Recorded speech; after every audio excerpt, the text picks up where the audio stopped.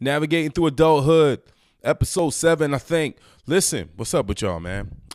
Quincy Harris here. Why do I sound so excited? Because it's been a lot going on. Yesterday, Eric Thomas, I talk about him a lot on Navigating Through Adulthood. He's a motivational speaker.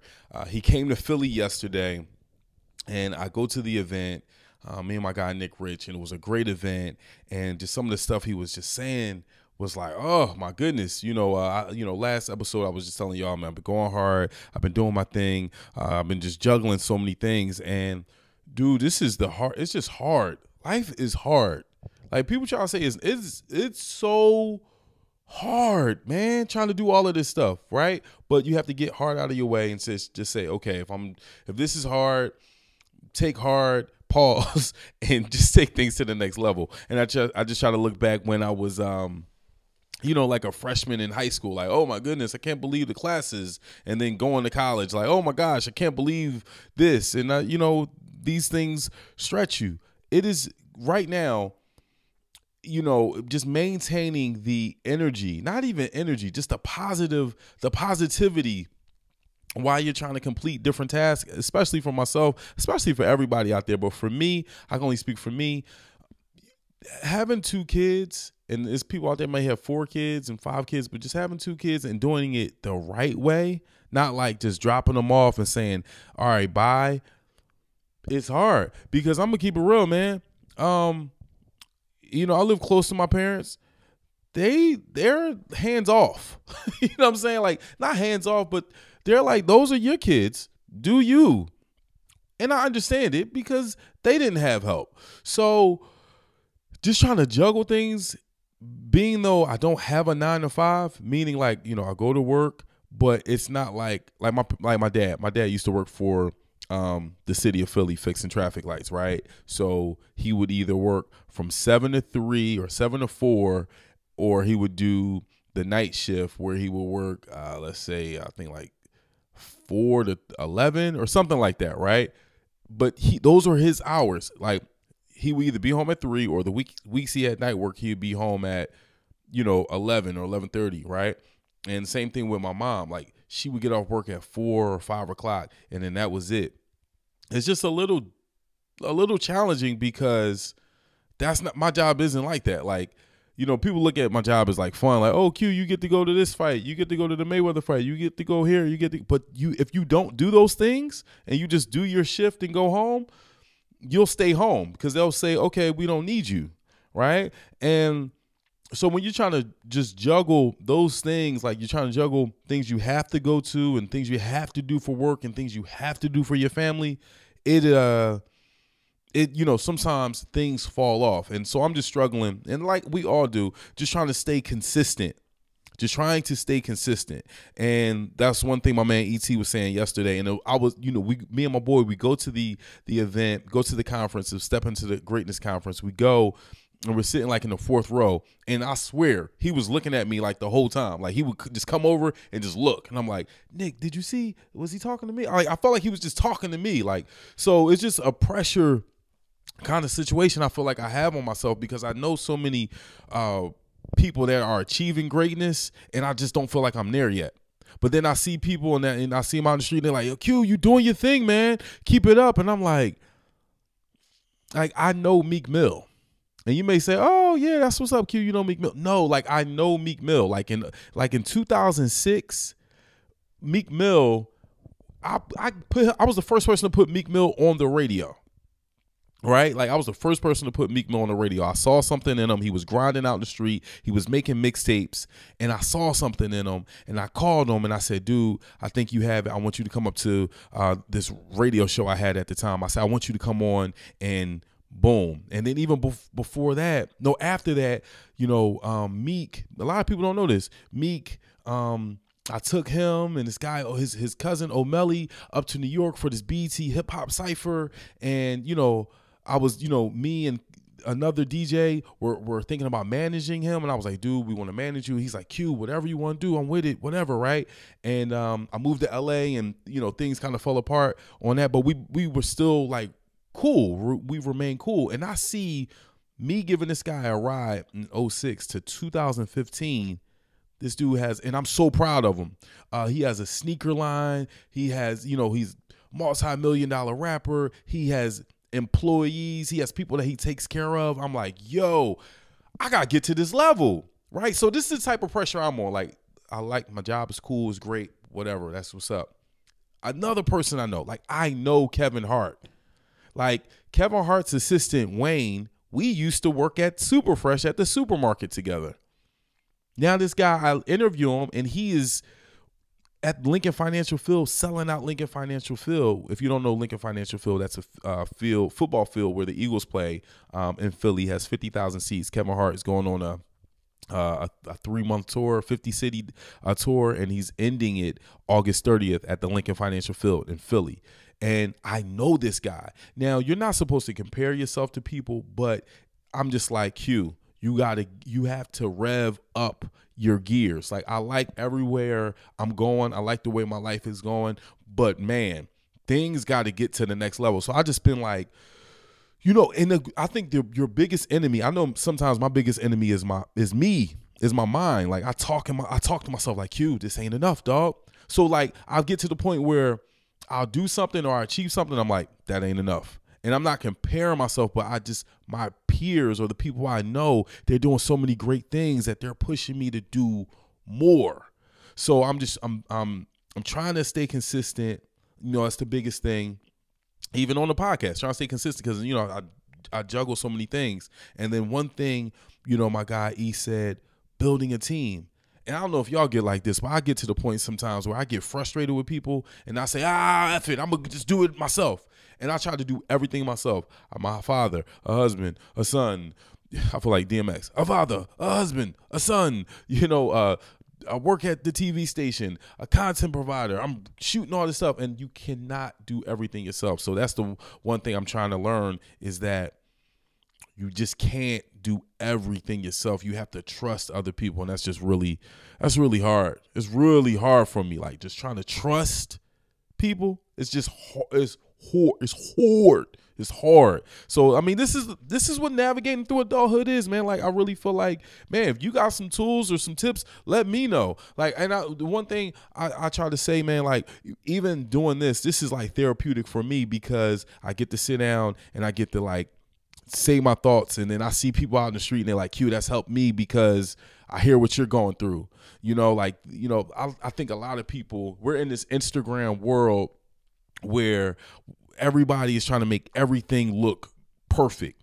My life is not perfect, yo. My life isn't perfect. There's certain things I want to achieve that I know I sometimes slack on. And man, you got tips and tools, let me know. Like this is what navigating through adulthood is. It's just trying to help each other. One thing I would like to say too, I saw 2 interviews that really inspired me in the last week. One was Damon Dash. Damon Dash was on The Breakfast Club. If you don't know The Breakfast Club, hip hop radio show, they're syndicated, great show. Charlamagne, DJ Envy, and Angela Yee.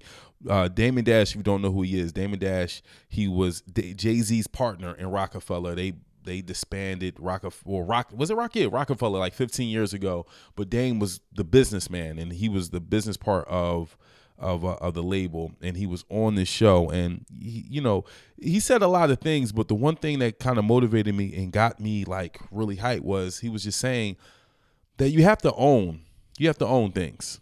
You have to own, like he was saying, if you got a boss, that's like calling somebody daddy.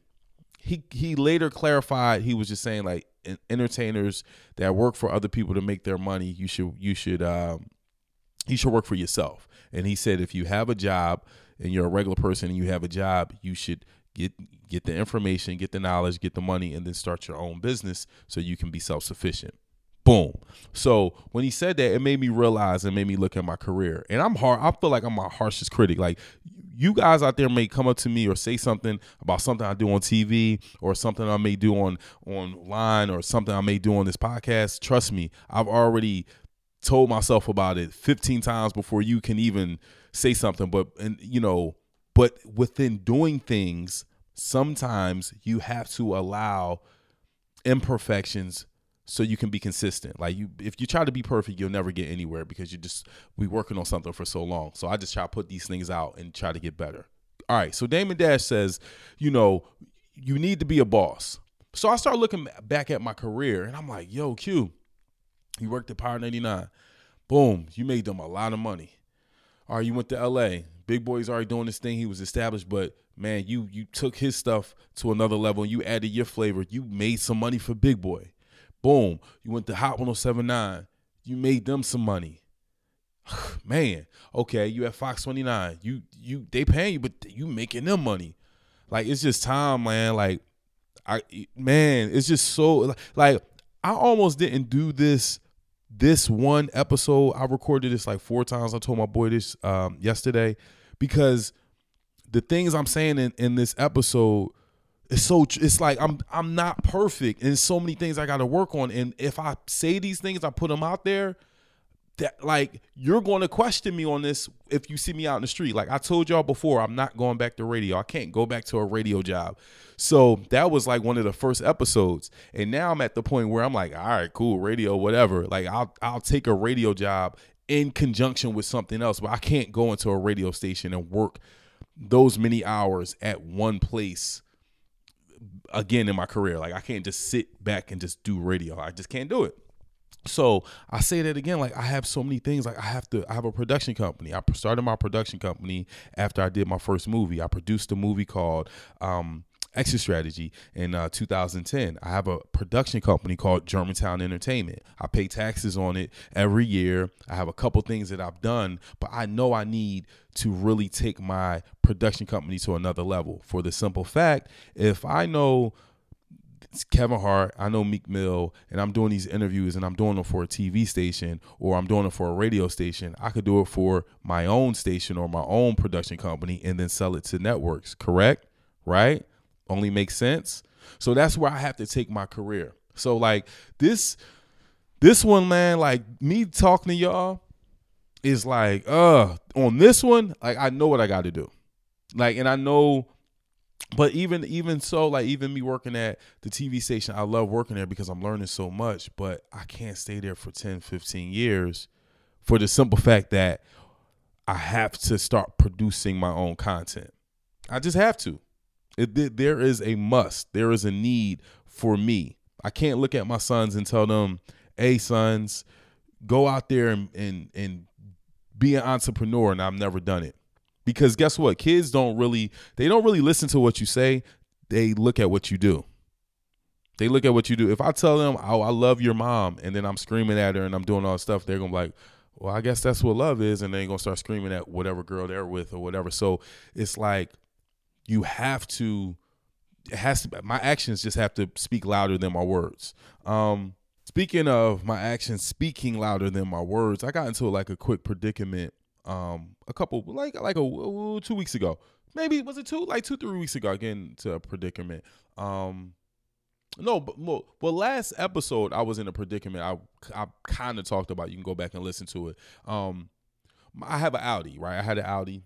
The car was a nice ride. Before Audis, I would drive like Camrys, I would drive Hondas. Like I'm that kind of guy because I know people are like car guys and they're into like cars and the dual exhaust. I'm not into any of that. Like give me property, give me houses, give me that, and that's what I'm into, right? So this is the first time when I moved back to Philly, people around me like, yo, man, you need to get a new wheel, man. You need to get a bigger wheel. You need to show them what you're doing. You need to start styling on them. And I was like, I don't really know, but that's not really me, right? I'm just keeping it real. Like 87 gas, like I will always stay on that lever. I will pull up to the gas station, 87 gas. That was me. All right. So come back to Philly. I buy an Audi. Okay. Buy Audi. Beautiful car. Drives great. Spacious. All of this stuff. Cool. All right. I bought an Audi. No more 87 gas. I had to put premium gas in my car. I'm like, okay, ooh, cool. The car I would take to the shop, my Camry, Impala, whatever, all them cars, man, if I paid more than $300 every time I go to the car, to the mechanic, it was like, ooh, $350, what's going on here? Man, I take my Audi to the shop just for a tune-up. I mean, $100 for oil change, $1,000, $1,500, $2,000 I'm paying for just maintaining my car. And the one thing I learned through having this Audi was like, ooh, you have to, it's not if you can buy it, it's about maintenance. And I can maintain it, but do I want to maintain this at this certain level for what? Why am I driving this car, right? This is just me personally. Like, shout out to everybody that has like big baller cars. So I get in an accident in this car around last episode. Now, let me give you guys the history. Last year, a limo driver in a town car hit my car. I'm coming out of Penn Relays. He smacked my car. His fault. Later that summer, let's say July, I go inside a concert. I'm interviewing 2 Chainz. The interview was like one of the worst interviews I've ever done, right? He had like a bad attitude because he was late. I come outside in the parking lot. 2 Chainz tour bus had hit my car out of the parking space. So I peep game. I go inside the concert. I'm waiting for 2 Chainz. He's running late. He comes in. He's pissed. We do the interview. They're telling me, oh, yeah, we hit the car, whatever. I go outside. My car is moved out of the parking space. I'm like, oh, my goodness. I'm like, bad interview, and it was you who hit my car? Boom. Tour bus. All right, car gets fixed. Doesn't get totaled. The third accident, I'm coming back from New York, and it was snowing. They didn't plow yet, and my car goes out of control. Boom. So I'm like, I have a decision to make. I'm like, oh, man, what should I do? What should I do? This is the third accident on this car. I'm not really trying to keep this car. This car about to start, taxing me up. Not that I didn't have the money, but because I was listening to other people. Now I have this luxury vehicle, and I got these 2 little kids, and I'm like, man, this money can go to them. You know what I mean? Like, even like one thing, I love Big Boy. Shout out to Big Boy. I used to work for him. He will always say to me, he said, not even just to me, but just to us. He says, I don't have to play the part because I am the part. I don't have to play no part. I am the part. Like, Google him, look him up. Great dude. But this dude is one of the most frugal people you ever meet. He'll say, Q, you better go to Foot Locker. They got them 3 for $20 polo shirts. Like, he knows how to spend his money wisely. Great dude. Learned so much from him. So I'm coming back. Philly got this Audi because people telling me, yo, Q, you should be looking like this, and this is how people that is in your position, and is this how what you should be? All of that, right? So third accident. I'm like, dang, third accident in like 18 months. I'm like, yo, I can't keep this car. Like, yo, I'm about to call the Bulls on the block. Read between the lines. I'm about to call the Bulls on the block. Like, somebody gonna have to go come get this thing. You know what I'm saying? So my wife was like, yo, what are you doing? Like, no, you can't go that route. Like, first of all, we don't even move like that. Second of all, where you're trying to go is not, you can't even make those kind of moves. I'm like, yo, I'm bugging. Like, even thinking like that, I'm bugging. Like, that's fraud. That's jail time. That's losing my job. Like, that's so many different things that some people listening to this know that's the culture in certain environments. You just like, oh, this joint, man, I'll get rid of that. Boom, something happened. I'll do that. On the old oopty-wopty, read between the lines. So when her telling me that, I was like, damn, you know what? You're right. I pay insurance every month. Call an insurance company. Car got totaled out, had to get a new car. Boom. Now I'm in another decision. Because like I told you, I have an Audi. I'm driving around. This is what I do.